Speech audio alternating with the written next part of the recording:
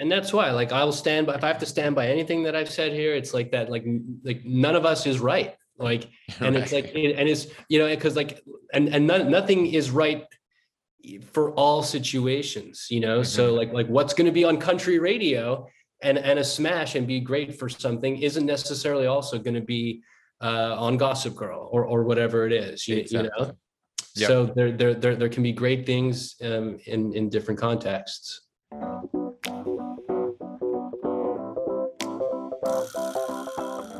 All right, our guest today, Marty Silverstone. He's a partner and SVP Creative Head of Sync at Primary Wave. He oversees licensing activity for Primary Wave's music publishing and management clients.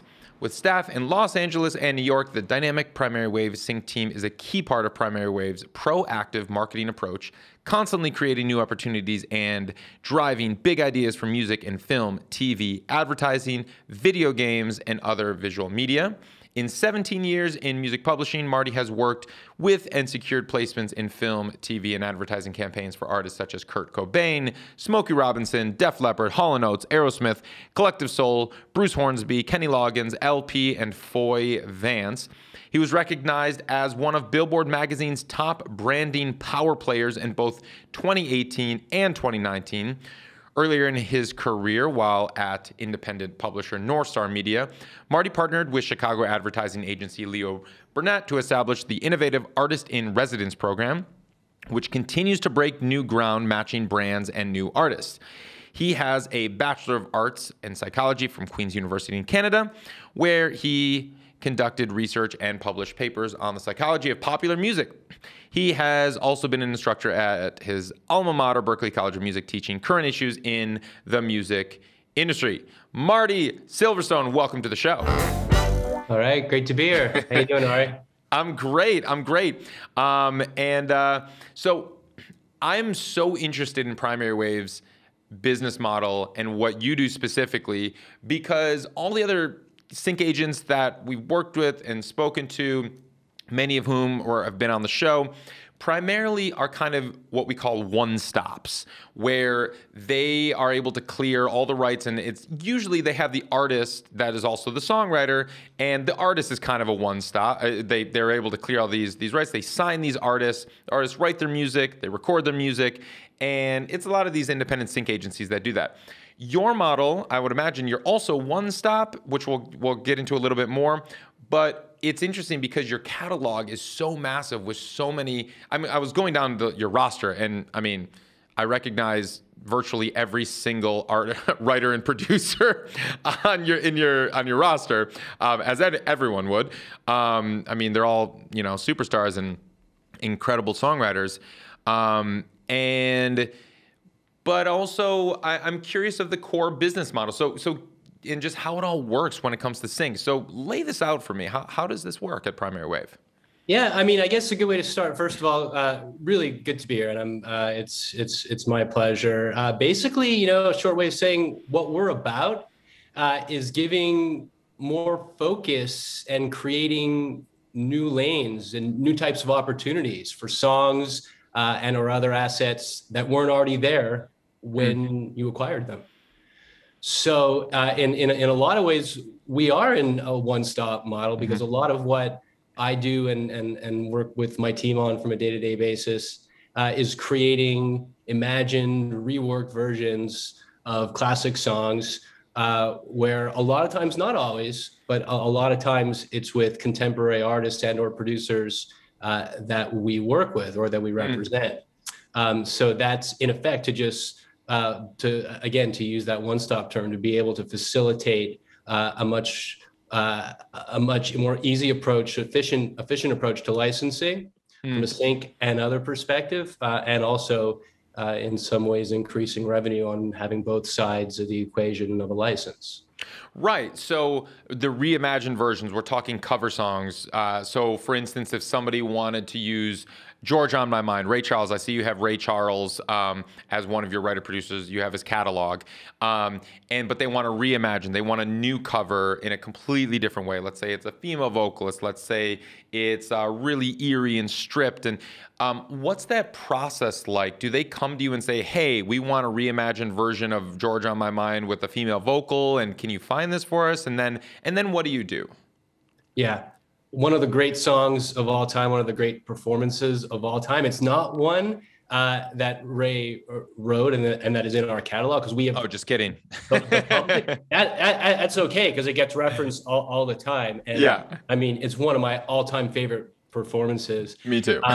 No, it's a mix of ways that it comes about. So a lot of times it can be a film music supervisor or an ad agency music producer might come to us, and just like what you're saying, Ari, it's like, hey, we're looking for something. We want to have that touch of familiarity, that gravitas for this ad, for this big campaign that we're doing, and we want something familiar to try to do as big of a catch-all to different demographics. Let's just say we're talking ads and or trailers or film or what no matter what the medium is, but to have something that either gives it another dimension of freshness, newness, modern style to the music, and or something that just has an energy that matches the edit for what they're going for on a specific project. Again, be it a commercial, a trailer, or something that's happening in a film. So it might be like, hey,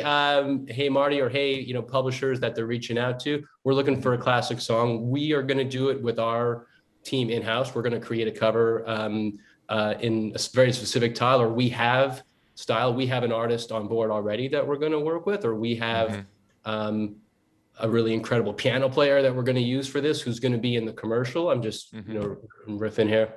Yeah. But we want to tap into your iconic roster, and what are some classic songs that you think might be a fit and might have the right lyrical theme and the right vibe for what we're trying to achieve, the right tone.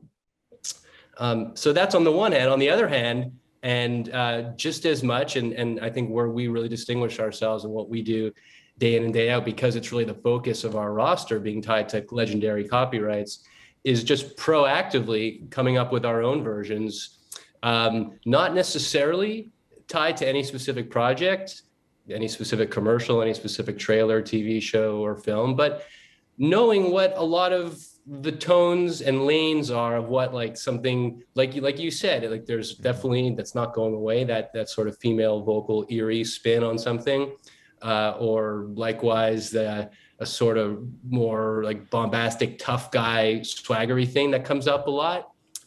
So a different lane. Or it might just be like right now, a lot of things are like, hopefully the world is coming back to a really good place. We hope, and heading into the holiday season, it's like a very celebratory and upbeat tone. Cool. And you can try that across, maybe it's something from the Ray Charles catalog that hasn't been recorded in that way. And maybe it's something that is very much as it originally was. But really, yeah, the goal is to reimagine it. And what I find, and the thing I like best about publishing specifically, is just peeling back those layers on what are just incredible songs and finding something in there that you didn't think was there, and that really maybe even the original writer didn't think was there either. But it's something that just comes out in the magic of an incredible song, and you find a new spin on it and you put it to work in the licensing world. So if they come to you with that second scenario where the company doesn't necessarily have the artist in mind who they want to do the recording of this, and they say, we want something, do you work with only the artists on your roster to create covers, or do you kind of seek out other covers out there from indie artists or something like that? Yeah, it's across the board. So a lot of times, yes, it is artists that are in our world, and that can be that we represent, or it could be artists that are tied to producers that we represent, and it's sort of all in the family or extended family. It can be artists that are, ideally we like to have things that are signed like on big projects. We like it when big major label artists cut our songs, but that isn't necessarily going to be all the time. And when it does happen, sometimes it's not always going to be that home run that also works not just for an artist and their record and on the radio and the charts and in a specific lane of the sync world, which is what we consider like that magic sweet spot of touching all those points.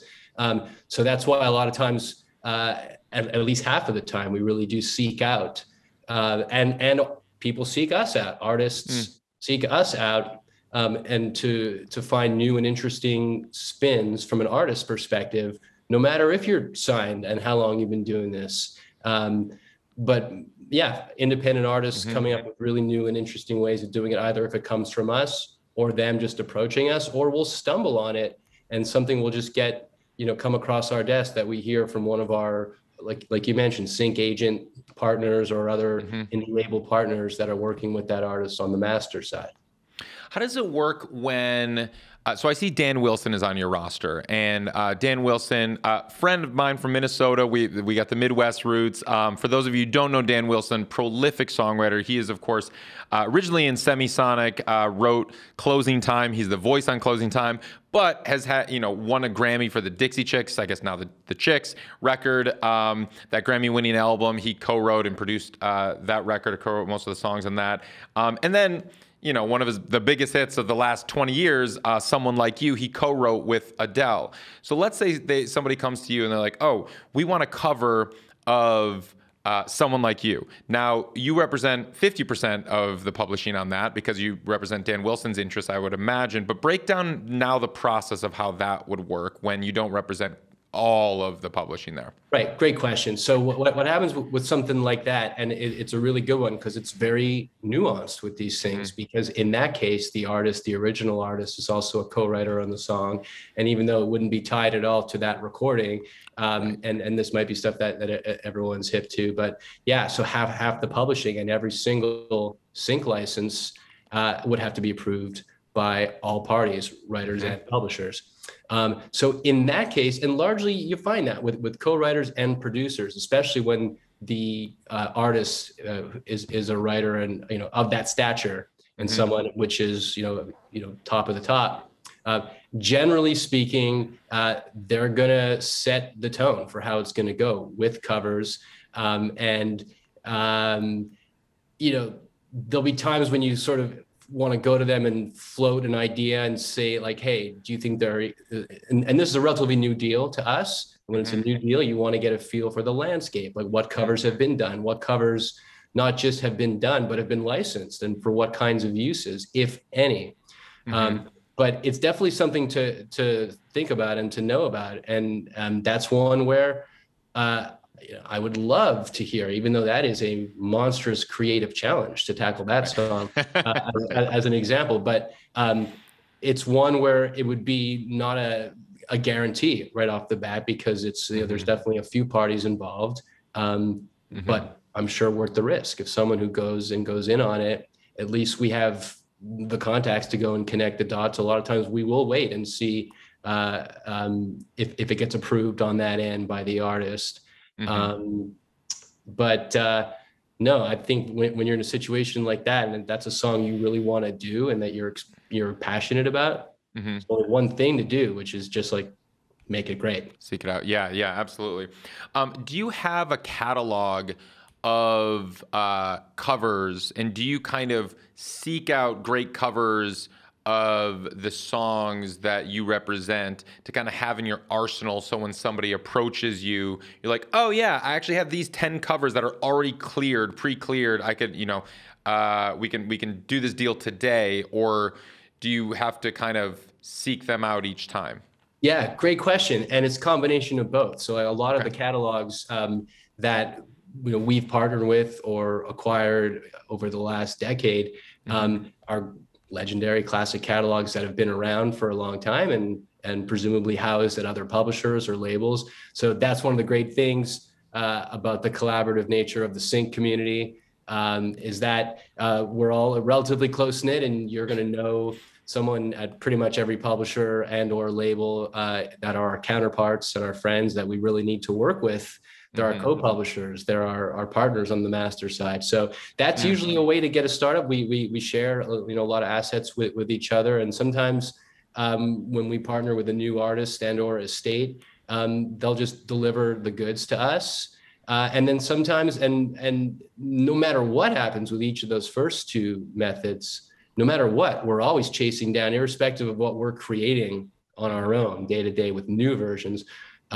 We always got, our ears to the ground and looking for other versions that are out there. The obvious ones are going to be the obvious covers, but we're always looking for uses that, that are popping up, that are released, that come out in the streaming services, that are in foreign languages, that are anywhere. And so that can come, those good ideas can come from just things we, at the executive level, all the way down to, interns. We've gotten looking for ones that we think we can put to work. Cool. So break down Primary Wave's business. So all these writers and producers that I see on this roster, do you represent all the publishing rights for them, or are you just handling sync? No, for anyone who's publishing, we're involved and we're attached to. It's not just sync. We're not just a straight up sync company, of which there are many great reps that are out there. But we're a publishing company, and it just so happens we also do use other partners to do administration rights for a lot of our catalogs. But it's not just any one revenue stream. It's all publishing. And who do you use for admin? We're agnostic. We have deals with all of the majors, and and that again plays into that what I was saying about just having relationships across the board, and that being such a pivotal piece to making deals happen and to working in this business. So no, publishing is definitely it's what we're rooted in, and it's what like the lion's share of our business has been. But really also, I mean, as you read before too, we do manage some incredible legacy artists, some of which there's some overlap too, as far as our business with us administering some of their rights on the publishing side, some not, which just changes the nuance of what the sync pitch method is. But our sync team also very involved with that, with our management clients too. But the other third lane, which has become a big one for us in the last couple of years, alongside all the big publishing acquisitions we've been racking up and creatively exploiting, is we're in the masters business now. So we bought Sun Records and a number of other catalogs that are primarily tied or equally publishing and tied, but really just tied to masters, which has been somewhat new, but also equally fun. Awesome. So if you have the masters, are you only going after masters that you also have the publishing side to as well, so you can be one stop for that? Or now are you just on that other side and now have to work with your publishing partners? Yeah, another great question. Not necessarily. It's ideal, but a lot of times, I mean, our bare bones thing is it has to be legendary. We want to do, we're looking for the iconic evergreen songs and or recordings. Sometimes the publishing is not available, but there's great opportunities on the master side. So I mean, Chris Isaak Chris Isaak is an example of someone who's publishing we're not affiliated with, but we are now in the masters business with him, which are like incredible and like amazing hits for the licensing world too, but just not necessarily tied to publishing. Right on. So when you acquired Sun Records, the master side, I mean, those artists typically, we're talking Elvis, Jerry Lee Lewis, Johnny Cash, Carl Perkins, Roy Orbison. A lot of these artists, they didn't write their own songs, and so it's going to be piecemealed where the publishing kind of is. So it makes sense that these iconic master recordings, you actually probably would have a bit more leverage on that master side because these are iconic artists and iconic recordings. And then you can kind of, do you then go to those publishers and try to get pre-clearance, or do you work out most favored nations MFNs with them and say, hey, let us do the heavy lifting here and you'll get that? Or how does that work? Yeah, it's a give and take. So a lot actually of the early stuff not all of it, but a lot of it, and not necessarily those classics, but we do have all those masters. A lot of the early stuff from some of those big names, like Johnny Cash and like Jerry Lee Lewis. Believe it or not, they are one stop inside of the Sun Records catalog, not necessarily those biggest of big hits. Sure. Which you're right on the money. There's like the big hits like Walk the Line are going to be with the Cash estate, and he's got his publishing set up elsewhere. But it's a mix. So that is early enough where they were taking publishing, and that there wasn't really a question about that. That makes sense, I guess. And some of those early recordings, Mr. Cash isn't even necessarily a writer on, and likewise with Jerry Lee Lewis. Some of those songs were from outside writers, and some of them were inside of that Sun Publishing Company.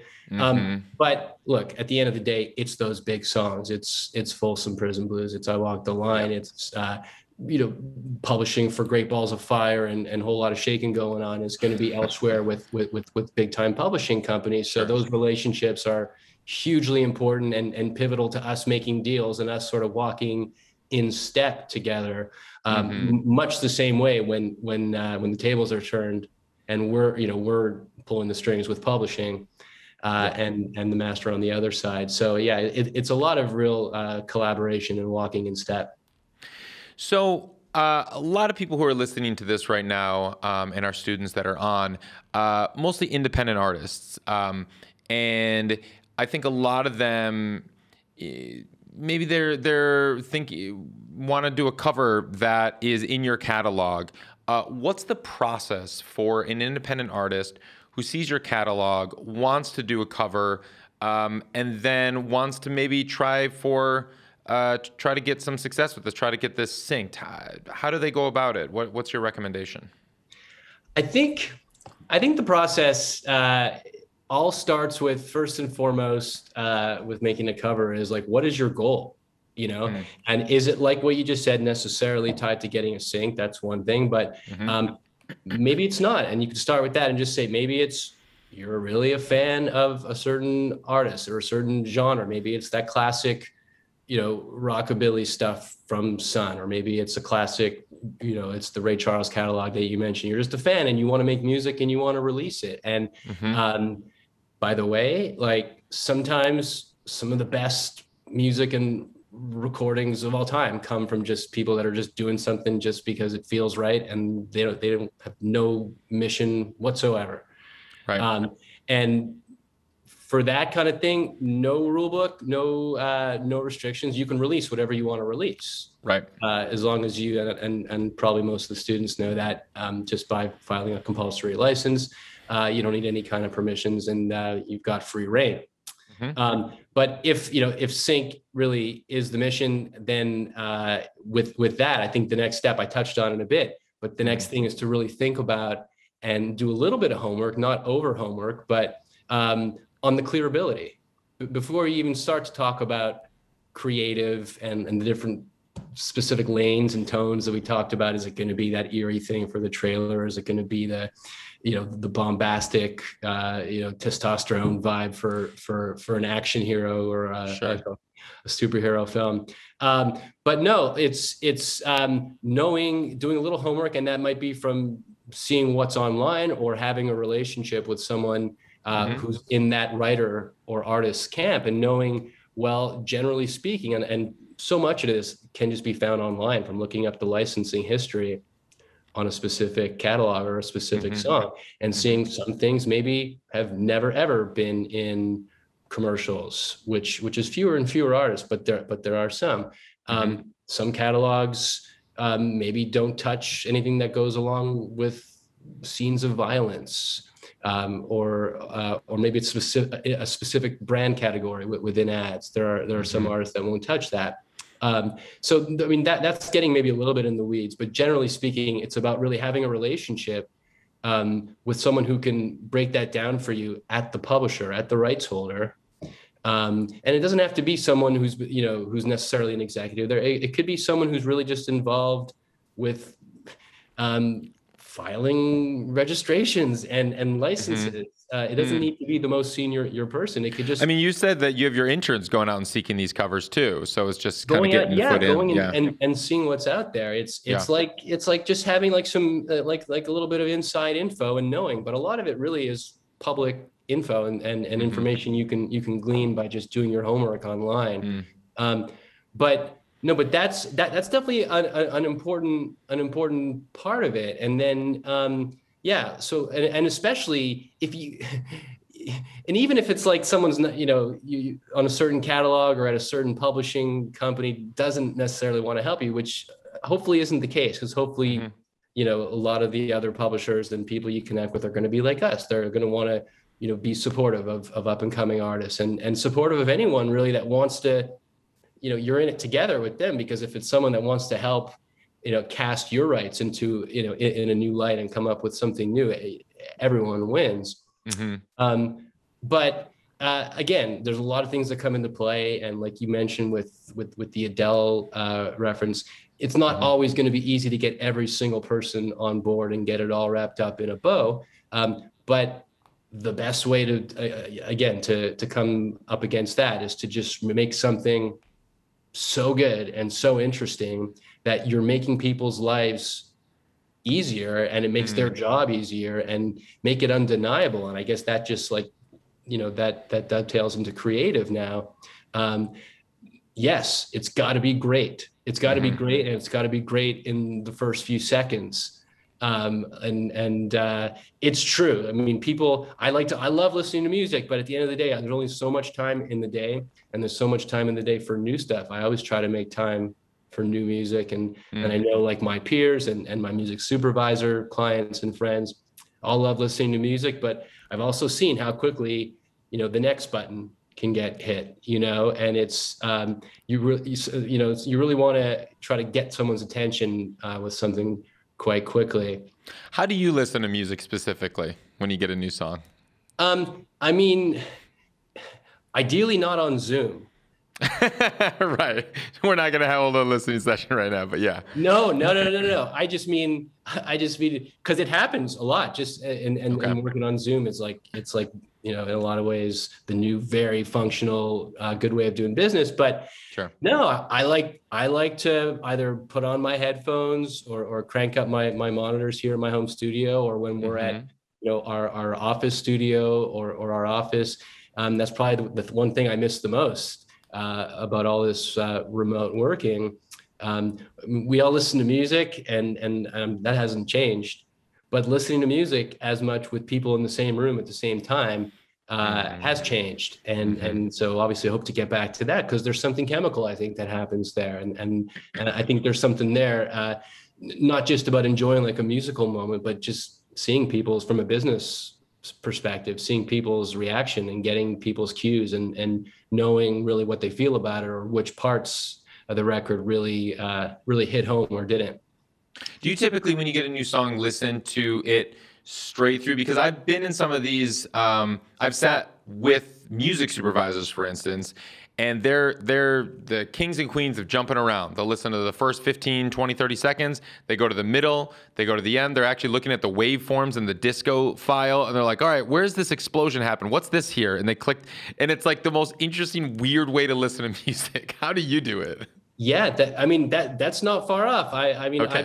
I've seen it all. You're exactly right. A lot of times it's just eyeballing a waveform. Right. And that's a great thing you bring up, Ari, because that's such a big piece of creating these records. If you're doing it, especially with licensing in mind, and not just necessarily tied to a film trailer or a film or any particular sync medium. But the dynamic is so important, and like the contour, the build of a track is so important. And a lot of times, that means, yes, it's like the big crescendo and like that, like those big moments, but also it's like these sort of like quieter moments. It's those times when things breathe a bit.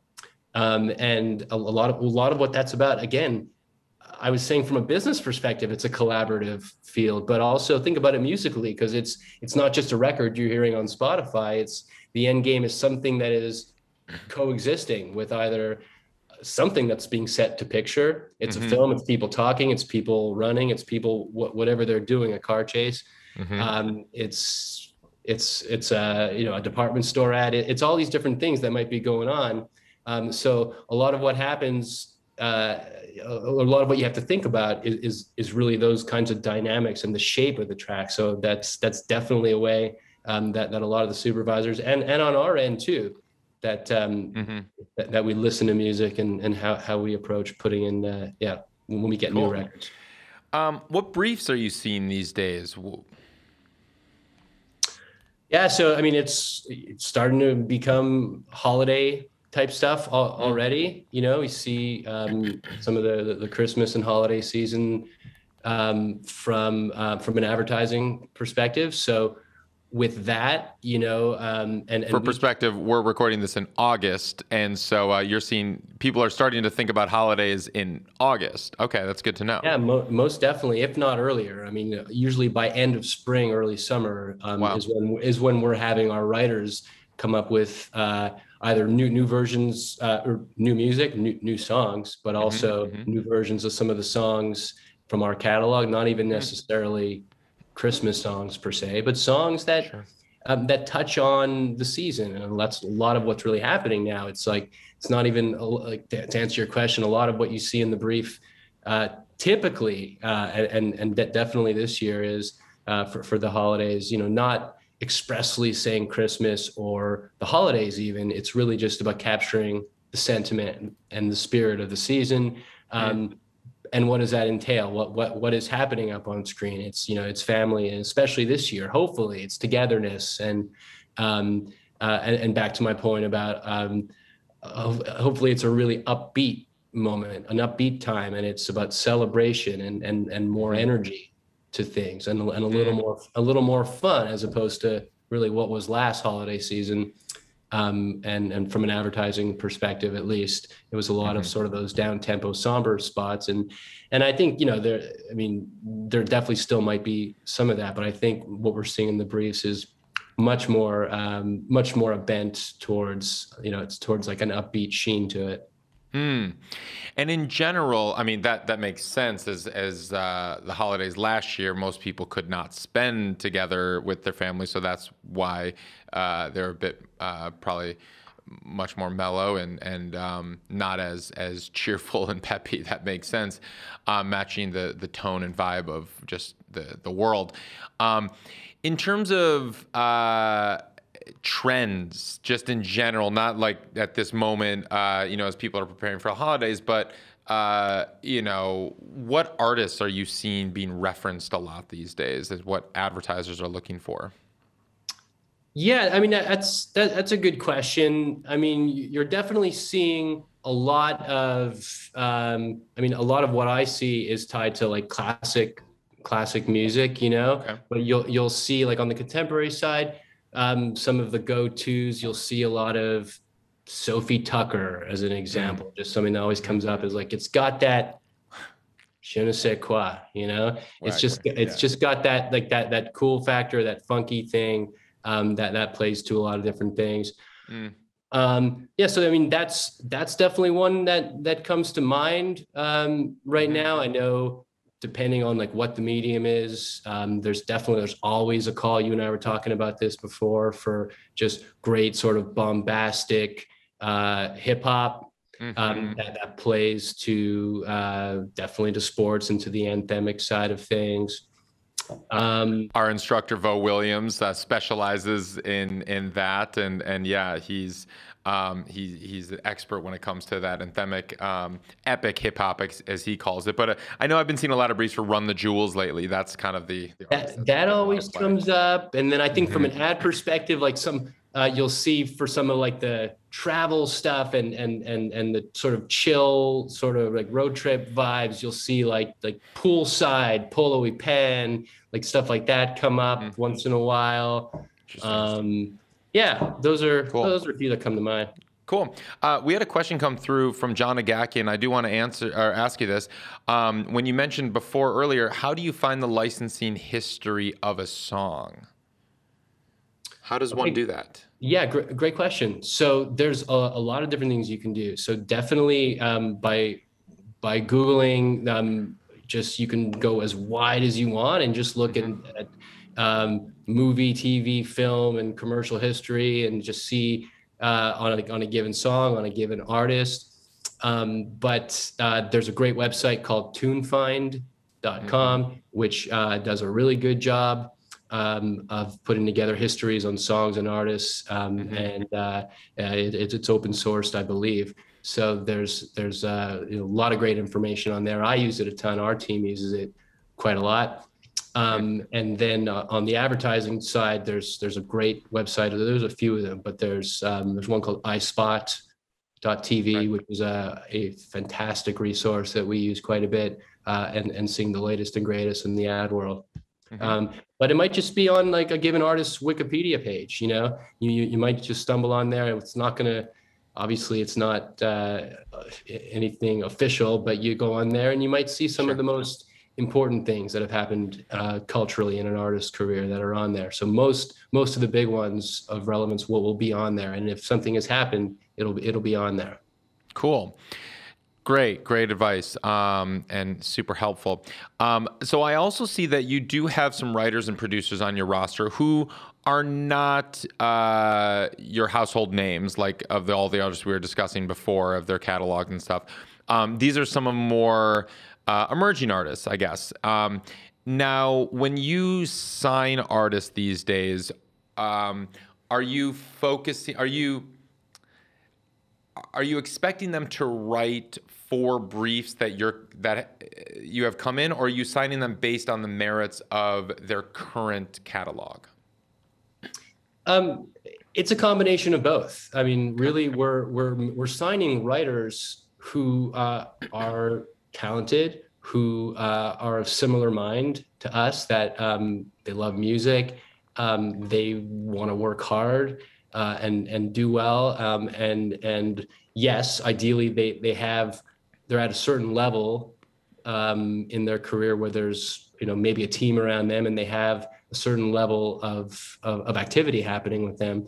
But really, the biggest success stories, just like looking back and even present day with the writers that are on the contemporary roster, are the ones that do a little bit of everything and that just want to be in our creative ecosystem, and they want to, yes, they've got cuts, and maybe that were the ones that they were signed for with major artists or their own artist project.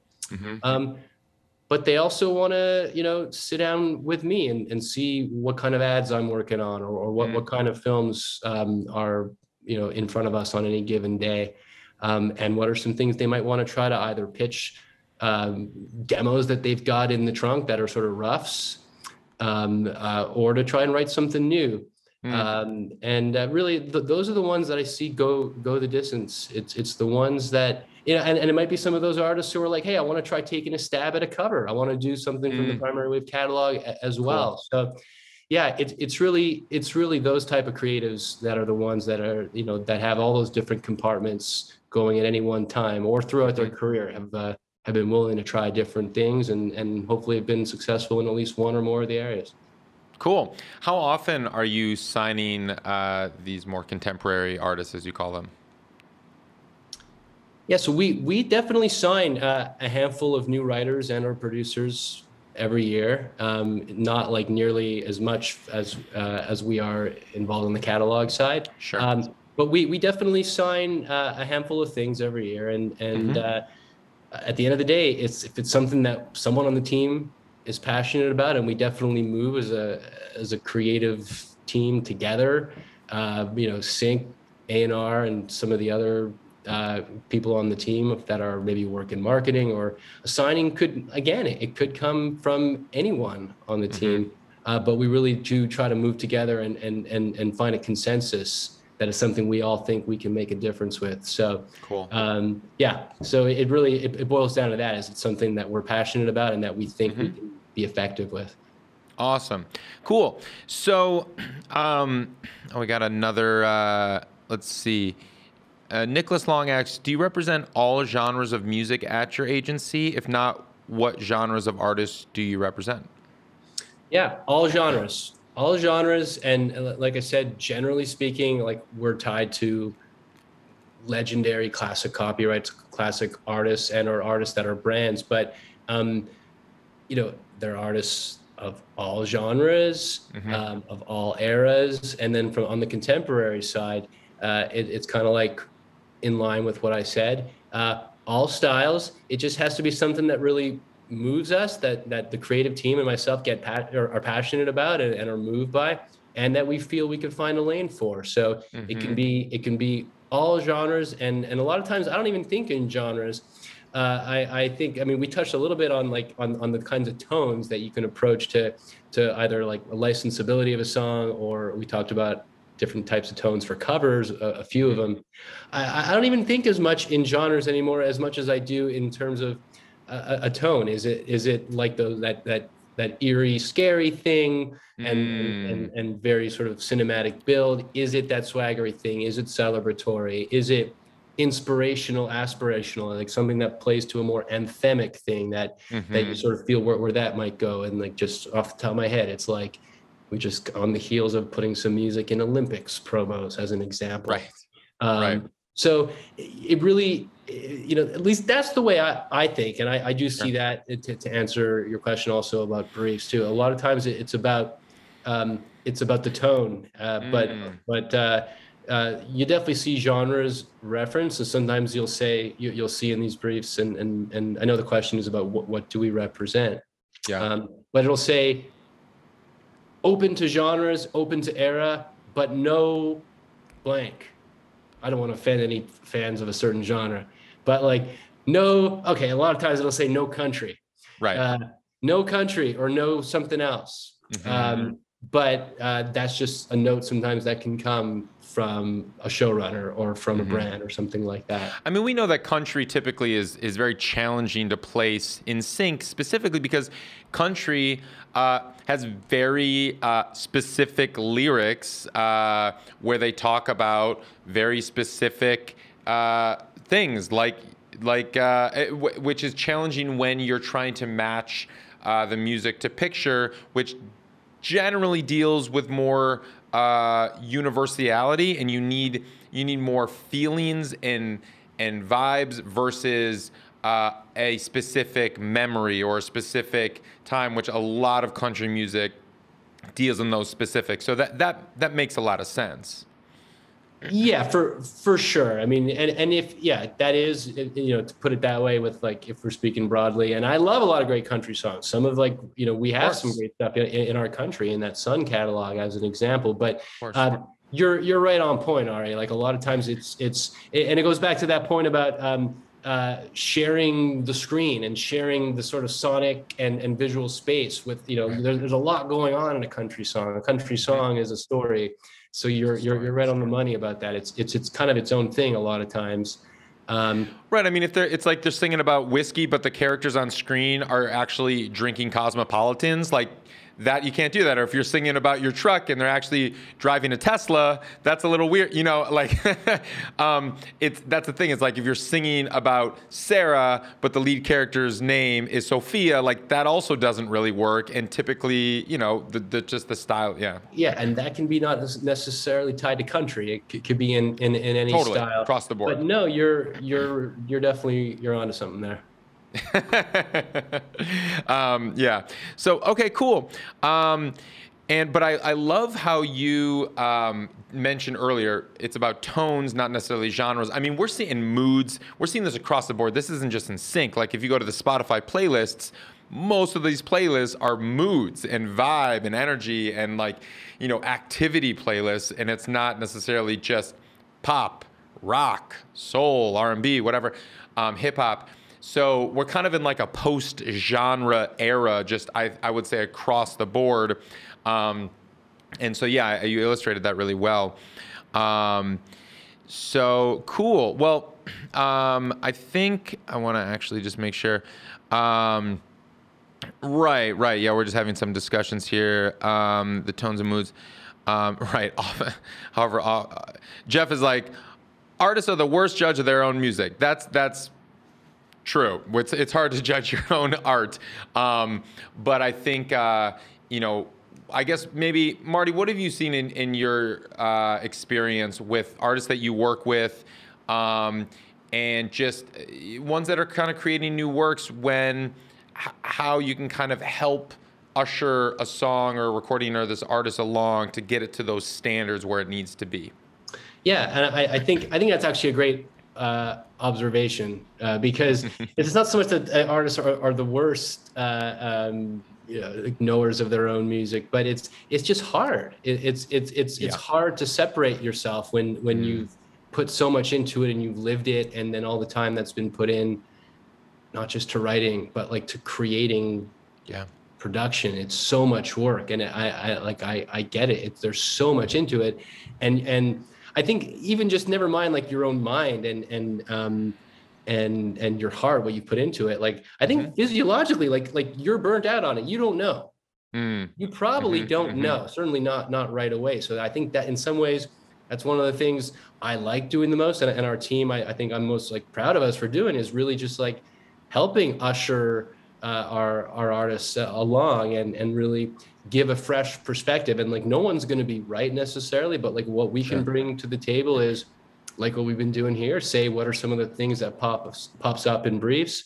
It's not just about briefs too. It's about just people that I know and people that I'm talking to and people on our team that are talking to certain people, and what are some of their tastes and what are some of the things of our artists' music that they've heard and liked. And a lot of it might just be feedback that really goes a long way with the writer. And it might just be like what we've been talking about here, about the importance of dynamics and saying like, I don't want to mess with your writing and do too much, but maybe just this section could benefit from like a little more space, a little more breathing room, either in the production or maybe it's even in the top line. And sometimes there's, again, it's all about back to what the goal is. Right. It's not telling someone exactly what to write, but it's like, if the goal is that we're trying to get a great movie song, then maybe that's too busy of a top line and there's like too much going on at once. That's a really great point, because it's not, is it good or bad a lot of the times. It's, what is your goal? Is it going to work for what we're focusing on through the lens of what we're working with? So for instance, like you said, is this going to, it might be too busy of a top line for the spot we're working on, but it might be perfect for a pop song, for a playlist on Spotify, or this might be the next global worldwide smash hit. It just doesn't work for the sync placement that we're working on right now. It's not necessarily just like, is this good across the board? Is it going to work, or is it not going to work? And that's why, like, I'll stand by, if I have to stand by anything that I've said here, it's like that, like none of us is right. Like, and it's like, and it's, because like, and nothing is right for all situations, so like what's going to be on country radio and a smash and be great for something isn't necessarily also going to be on Gossip Girl or whatever it is, Yep. So there can be great things in different contexts. Amazing. Totally. Well, Marty, this has been so illuminating, so helpful. I really appreciate you taking the time with us. And I have one final question that I ask everybody who comes on the show. What does it mean to you to make it in the new music business?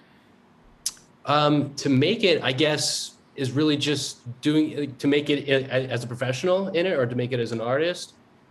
Up to you. Yeah, I would say is no matter what you are, if you're an artist, a songwriter, or someone like myself as a creative executive, you're doing something that you love with your hours in the day. You're doing something that you care about, and you don't necessarily want to clock out. You're doing it, you care about it, and you're hopefully having a good time. Love it. Marty Silverstone, thank you so much. Thanks for having me. Thanks.